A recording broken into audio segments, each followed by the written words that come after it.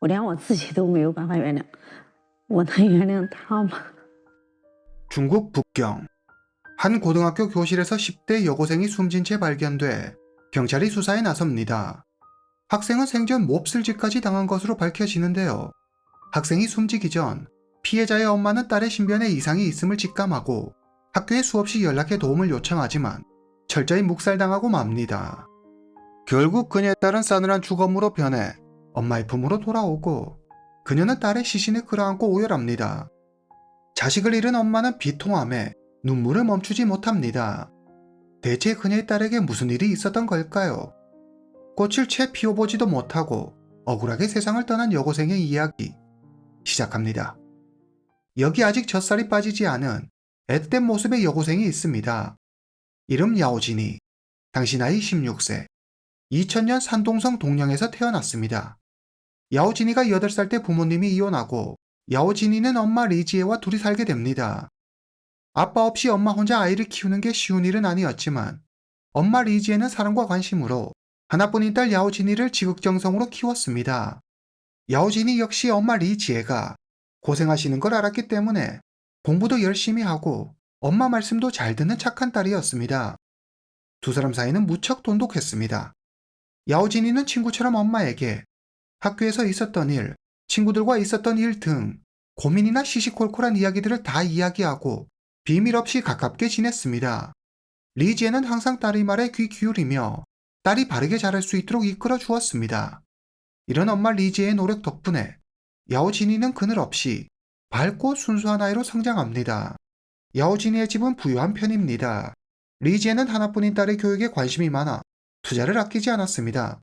그녀는 딸 야오진이를 외국어 고등학교에 보낸 다음 미국이나 유럽으로 유학 보낼 생각입니다. 엄마 리지에는 딸 야오진이를 북경 창핑에 있는 신동방 외국어 고등학교에 보냅니다. 신동방 외국어 고등학교는 1년 학비만 19만 8천 위안이 드는 중국 최대 사립학교 중 하나입니다. 학비에 기숙사비, 생활비 등까지 합치면 리지에는 딸의 교육비로만 매년 약 30만 위안을 쓰는 셈입니다. 이 모든 건 하나밖에 없는 딸의 밝은 미래를 위해서였습니다. 이 비용이 부담스럽지 않은 건 아니었지만 리지에는 이것이 딸을 위해 자신이 해줄 수 있는 유일한 것이라고 생각했습니다. 2016년 5월 19일 저녁 8시 48분 리지에는 딸 야오진이와 위챗으로 이야기를 나누고 있습니다. 엄마, 나 살 게 있는데 돈 좀 보내줄 수 있어? 안 돼요, 공주님. 용돈을 보내달라는 딸의 메시지에 리지에는 장난스럽게 거절하는 메시지를 보냅니다.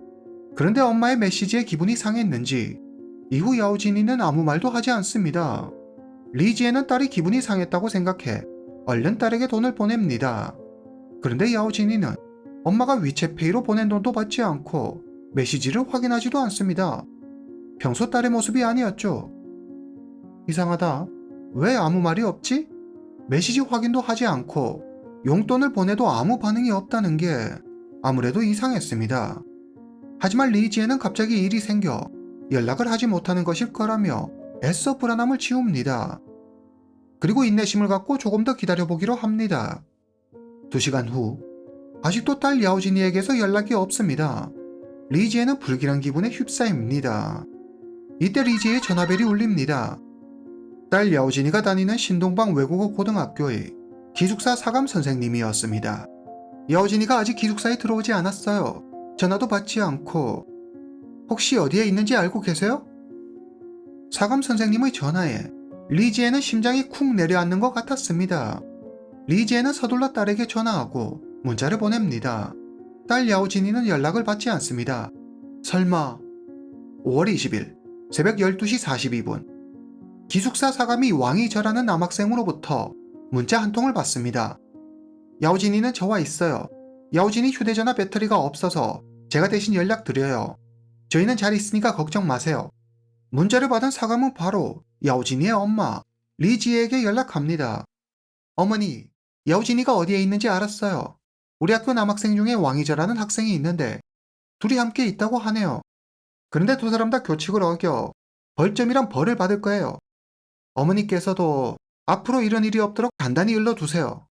왕이절하는 이름을 듣는 순간 리지에의 등에 식은땀이 흘러내립니다. 리지에는 왕이자라는 남학생에 대해 잘 알고 있습니다. 딸아이를 스토커처럼 따라다니며 지독하게 괴롭히는 학생이었죠. 야오진이가 이전에 전화로 몇 번이나 말한 적이 있습니다. 엄마, 진짜 미치겠어. 싫다는데도 계속 따라다니면서 날 괴롭혀. 왕이자의 집요한 괴롭힘에 야오진이는 울음을 터뜨리며 전학을 보내달라고 떼를 쓰기도 했습니다. 그러나 이성 친구에 한창 관심이 많은 10대 시절에 있을 수 있는 일이라고 생각한 리지에는 유난히 장난이 심한 남학생이 직구줌이라고 생각해 학기가 얼마 안 남았으니 조금만 참으라며 딸을 달랬습니다. 그런데 딸이 그렇게 싫다며 전학까지 보내달라고 울고불고 했던 아이와 이 밤중에 단둘이 있다는 게 아무래도 이상했습니다. 만약 딸에게 어떤 심경의 변화가 있었다면 엄마인 자신에게 미리 말했을 겁니다. 리지에는 딸이 왕이저와 있다는 말을 고지고대로 믿을 수 없었습니다. 말도 안 돼요. 야오진이는 그 학생을 아주 싫어해요. 둘이 절대 같이 있을 리가 없어요. 무슨 일이 있는 건 아닌지 다시 알아봐 주시겠어요? 리지의 말에 기숙사 사감은 대수롭지 않다는 반응을 보이며 전화를 끊습니다. 불길함이 엄습했습니다. 엄마의 촉으로 아이의 불안정한 상황이 본능적으로 느껴졌습니다. 아이에게 가야 한다. 리지에는 딸의 학교로 직접 찾아가기로 합니다. 그녀는 곧장 북경 창핑으로 출발합니다. 산동성 동령에서 북경 창핑까지는 약 500km 떨어져 있습니다. 리지에는 북경으로 가는 내내 학교 선생님들에게 연락해 딸 야오진이를 찾아달라며 도움을 요청합니다. 리지에는 알고 있는 학교 선생님들에게 모두 다 연락을 돌립니다. 아무래도 왕이저라는 남학생이 거짓말하는 것 같아요. 야오진이가 위험한 상태인 것 같은데 경찰에 신고 좀 해주세요. 리지에는 학교 선생님들에게 야오진이의 안전을 위해 경찰에 신고해달라고 부탁하지만 리지에의 말에 귀 기울이는 선생님은 아무도 없었습니다. 잠시 후 기숙사 사감으로부터 전화가 옵니다. 어머니, 제가 확인해보니 왕이저와 야오진이가 같이 호텔에 있다고 하더라고요. 둘이 사귀는 사이 같던데 둘이 데이트한다고 몰래 학교를 빠져나간 것 같아요. 不会是姚金毅出什么事儿了吧？不会，他男孩已经给我回短信了，说他俩现在确实没有问题，他俩在一块儿，没有出什么事儿。那个男孩子不会有什么暴力倾向吧？没有，这绝对不会的，这绝对不会。 리지에는 딸이 무사하다는 말에 우선 안도합니다. 하지만 이내 뭔가 잘못됐다는 걸 깨닫습니다. 야오진이는 분명 왕이저라는 남학생을 싫어했습니다. 왕이저가 싫어 전학을 보내달라며 떼를 쓰기도 하고 왕이저가 자기한테 다가오는 것도 혐오스럽다고 했죠. 그런데 둘이 사귀고 더군다나 지금 단둘이 호텔방에 같이 있다니 한번 싫어하면 그 마음을 잘 바꾸지 않는 신중한 딸의 성격상 있을 수 없는 일이었습니다. 他也曾经跟我提到过这个家伙，他说他很讨厌他，然后天天穿着限量版的鞋在炫耀，这是他最讨厌的类型。其实我了解我的孩子。 딸이 엄마인 자기한테 얘기도 없이 남자친구를 사귀었을 리도 없고 더욱이 그 상대가 그렇게 싫어하던 왕이저일 리는 더더욱 없습니다. 리지에는 왕이저가 거짓말을 하고 있다고 확신합니다. 리지에는 교장 선생님과 딸의 담임 선생님에게 연락합니다. 하지만 그들은 부모라고 해서 아이에 대해 다 아는 것은 아니라며 특히 10대 아이들은 부모 앞에서 하는 행동과 밖에서 하는 행동이 다른 경우가 많아 충분히 일어날 수 있는 일이니 걱정하지 말라며 대수롭지 않다는 듯 넘겨버립니다. 외려 늦은 밤 거듭 연락하며 딸을 찾아달라는 리지의 행동에 짜증을 내며 리지의 우려가 지나치다고 한마디 하죠. 새벽 4시 교장 선생님과 담임 선생님을 비롯한 학교 선생님들이 모두 딸의 일을 외면하자 리지에는 딸의 학교 친구들에게 연락해 딸을 찾아달라고 부탁합니다. 리지의 부탁을 받은 야오진이의 친구들은 야오진이를 찾아 나섭니다. 그들은 일단 학교 안을 먼저 뒤지기로 합니다. 새벽 6시 30분 야오진이의 친구들은 학교에서 가장 꼭대기 층인 6층에 도착합니다. 1층에서 5층까지 샅샅이 다 뒤졌지만 야오진이의 모습은 보이지 않았습니다. 그들은 601호 교실로 들어갑니다. 야오진이다. 601호 교실에 야오진이가 있었습니다. 그런데 친구들이 불러도 야오진이는 바닥에 쓰러진 채 꼼짝도 하지 않았습니다. 친구들은 두려움에 감히 야오진이 쪽으로 다가가지 못했습니다. 그때 남학생 한 명이 용기를 내 야오진이 쪽으로 걸어갑니다. 잠시 후 남학생이 말합니다. 얘들아, 야오진이가 숨을 쉬지 않아. 이때 야오진이의 엄마 리지에가 막 북경에 도착합니다. 그녀는 빨리 딸의 학교로 가고 싶었지만 출근 시간이라 길이 막혀 꼼짝도 할 수 없었습니다. 리지의 휴대전화 벨소리가 울립니다. 그녀는 두 가지 소식을 듣게 됩니다. 하나는 딸 야오진이의 사망 소식이었고 다른 하나는 딸을 죽인 범인이 자수했다는 소식이었습니다. 범인은 바로 그녀가 내내 걱정했던 인물 왕이저였습니다. 5월 20일 아침 7시 왕이저는 자신의 엄마 리무샤의 휴대전화를 이용해 경찰서로 전화합니다. 자수할게요. 잠시 후 북경 창핑 경찰서에 왕이저와 왕이저의 엄마 리무샤가 모습을 드러냅니다. 왕이저가 말합니다. 야오진이는 제 여자친구예요. 서로 원했고 그래서 학교에서 같이 잤어요. 그런데 갑자기 야오진이가 저랑 잔 게 후회된다고 하더라고요. 막 화를 내더니 선생님께 이르겠다고 협박했어요. 전 겁이 덜컥 나서 야오진이랑 크게 다퉜어요.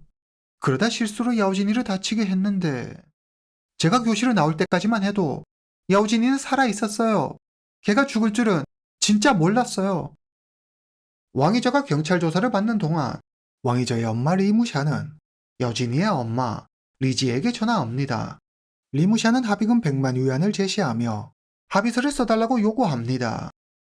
리지에는 아직 죽은 딸을 보지도 못했고 범인 왕이저의 얼굴을 보지도 못했습니다. 하루아침에 하나밖에 없는 딸을 잃은 엄마에게 전화해 같은 부모로서 자식 잃은 엄마의 심정을 누구보다 잘 알만한 사람이 사과 한마디 없이 돈부터 제시하며 합의를 운운하다니 리지에는 사람이면 사람답게 굴라며 불같이 화를 내고 전화를 끊습니다. 오전 9시 30분 리지에가 딸의 학교 신동방 외국어 고등학교에 도착합니다. 현장에는 이미 경찰과 구급대원들이 와 있었습니다.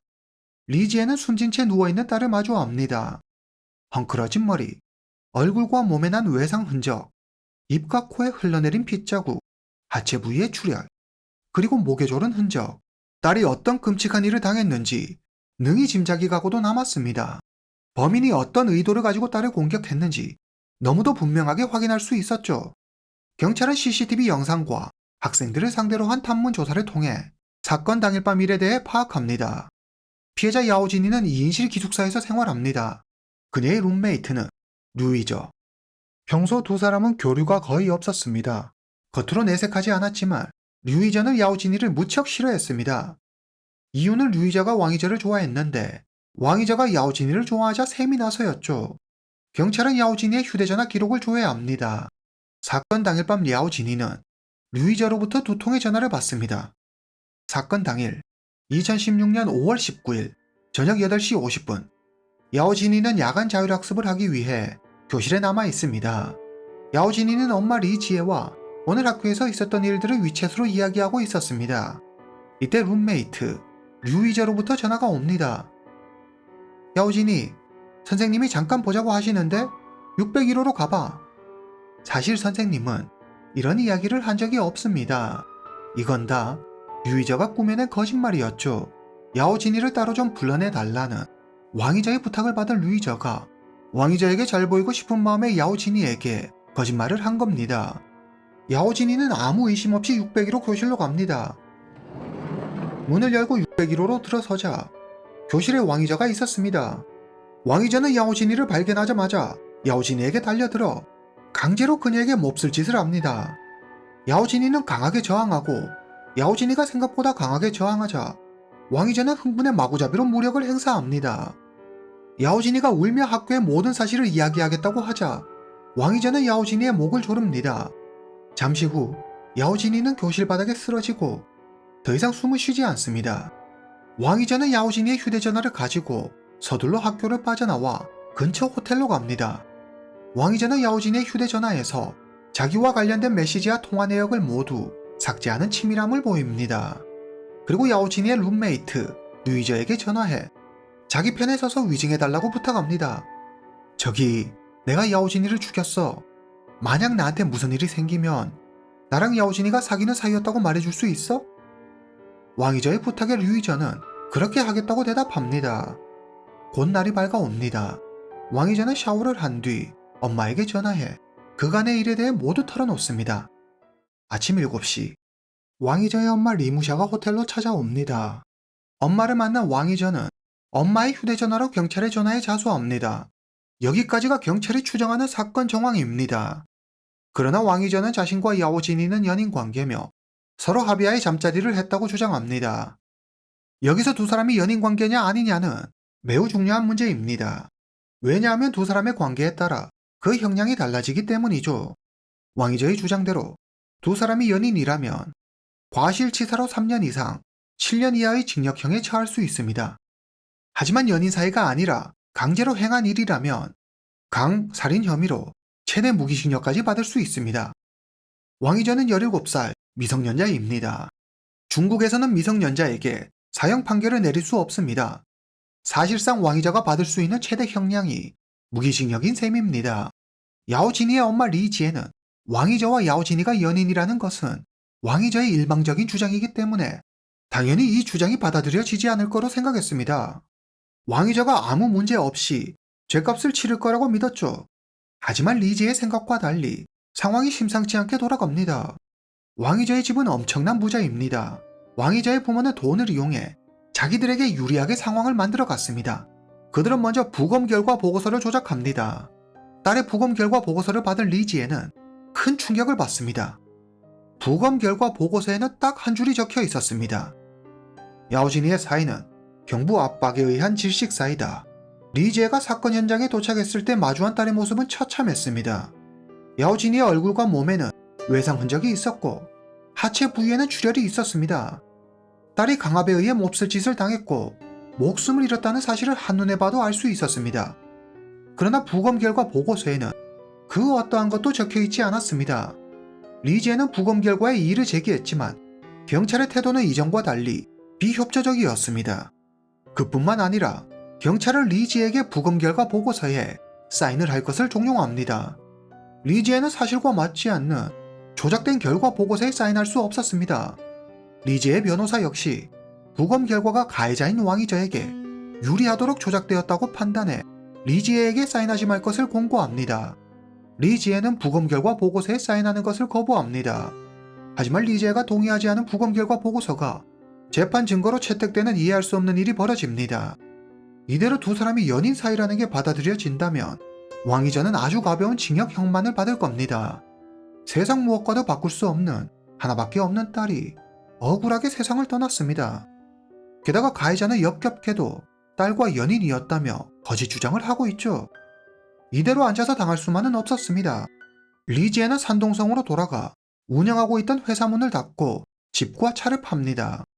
그리고 그 돈으로 충칭, 우한, 상해 등에 있는 법의관들을 찾아가 사건 조사를 의뢰합니다. 이렇게 2년간 이어진 노력 끝에 기존에 조작된 부검 결과 보고서를 뒤엎고 왕이자가 무력을 행사해 강제로 몹쓸 짓을 했다는 사실을 인정받습니다. 그리고 야오진의 친구들로부터 두 사람은 연인 사이가 아니라는 다수의 증언도 확보하죠. 또 왕이자가 지웠던 야오진의 휴대전화 기록을 경찰은 이미 삭제돼 복원할 수 없다고 했지만 전문가를 통해 야오진의 휴대전화 기록을 복원하는 데 성공합니다. 휴대전화 메시지에는 두 사람이 연인 사이가 아니라는 내용이 명확히 명시되어 있었습니다. 2017년 4월 19일 북경 제1중구빈민법원에서 해당 사건에 대한 재판이 열립니다. 왕이자는 머리에 스프레이를 뿌리고 명품 옷을 입고 잔뜩 멋을 부린 채 법정에 등장합니다. 그의 얼굴에는 두려움 따위는 보이지 않았습니다. 때론 입가에 미소를 보이기도 했죠. 법정에서는 왕이자는 야오진이와 자신은 연인 사이며 잠자리를 하고 난 뒤 변해버린 그녀의 태도에 화가 나 실수로 범행을 저질렀다고 주장합니다. 재판이 진행되는 내내 그에게서 반성하거나 뉘우치는 모습을 찾아볼 수 없었습니다. 그는 돈 많은 부모가 알아서 사건을 무마시켜 줄 거라고 확신하죠. 앞에서 말씀드렸듯이 왕이자의 집은 굉장한 부자입니다. 사업을 하느라 바쁜 부모는 아들과 함께 지낼 시간이 별로 없었죠. 대신 왕이자에게 누구보다 많은 용돈을 주었습니다. 그들은 돈이야말로 자식에게 줄 수 있는 최고의 사랑이라고 여겼습니다. 이런 환경에서 자란 왕이자 역시 돈이 최고라고 생각했습니다. 돈이면 무엇이든 가질 수 있었고 할 수 있었죠. 살면서 지금까지 원했던 것 중에 가질 수 없는 것은 아무것도 없었습니다. 그런데 야오진이가 자기를 싫다고 거부하자 왕이전은 자존심에 큰 상처를 입습니다. 그러다 자기 분에 못 이겨 결국 잔혹한 범죄를 저지르고 말죠. 2017년 6월 26일 북경 제1중급인민법원은 고의살인과 강 혐의로 왕이저에게 무기징역을 선고합니다. 왕이저는 그제야 사태의 심각성을 깨닫고 믿을 수 없다는 표정으로 절규합니다. 왕이저의 부모는 곧장 항소합니다. 2018년 야오진이의 추모식이 열립니다. 리지에는 딸의 마지막 가는 길에 딸이 생전에 좋아했던 꽃을 준비합니다. 그녀는 딸의 무덤 앞에서 딸의 목숨을 앗아간 왕이저를 반드시 법의 심판을 받게 하겠노라 다짐합니다. 리지의 딸을 위한 싸움은 아직 끝나지 않았습니다. 2018년 12월 27일 북경 고등인민법원에서 재판이 열립니다. 왕이저는 이전과 달리 다소 풀이 죽은 모습으로 법정에 나타납니다. 왕이저의 부모는 재판에 여러 새로운 증거를 제출합니다. 그들은 신동방 외국어 고등학교 선생님들이 쓴 탄원서를 제출합니다. 탄원서에는 왕이저가 평소 품행이 단정하고 성적이 우수한 모범생이니 선처를 바란다는 내용이 적혀 있었습니다. 그리고 참고 자료로 2016년도에 받은 상장도 함께 제출하죠.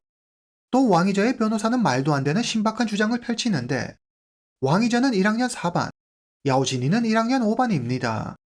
사건이 일어난 2016년 5월 19일은 4반과 5반이 합동체육 수업을 한 날입니다. 왕이저의 변호사는 합동체육 시간에 야오진이가 왕이저의 고백을 받아들여 두 사람이 연인이 되었다고 주장합니다. 그리고 그 주장의 근거로 2016년 5월 19일의 수업 시간표를 증거물로 제출합니다. 어떻게든 두 사람이 연인 사이라는 것을 인정받아야 하는 변호사의 눈물겨운 노력이었죠. 리지에 역시 추가 자료들을 법원에 제출합니다. 야오진이의 학교 친구들로부터 야오진이와 양이자가 연인이 아니라는 사실을 증명하는 메시지들을 제공받아 증거물로 제출합니다. 이 중에는 왕이자가 야오진이의 룸메이트 류이저에게 보낸 메시지도 있었습니다. 그 메시지에는 자신이 야오진이를 죽였다는 내용도 있었습니다. 북경 고등인민법원은 항소를 기각하고 왕이자에게 원심과 같은 무기징역을 선고합니다.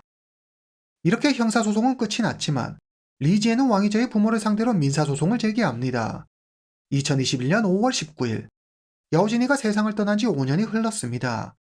법원은 왕이저와 그의 부모에게 사건에 책임이 있다고 판단하고 야오진이의 엄마 리지에게 서면으로 사과하고 장례비, 사망보상금, 교통비 정신적 피해 보상금 등으로 155만 6천 위안을 배상하라고 명령합니다.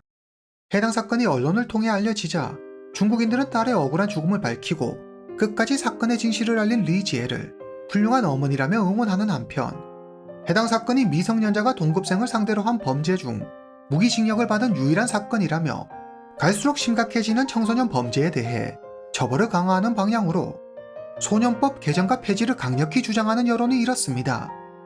오늘 이야기는 여기까지입니다. 다음 시간에 뵙겠습니다.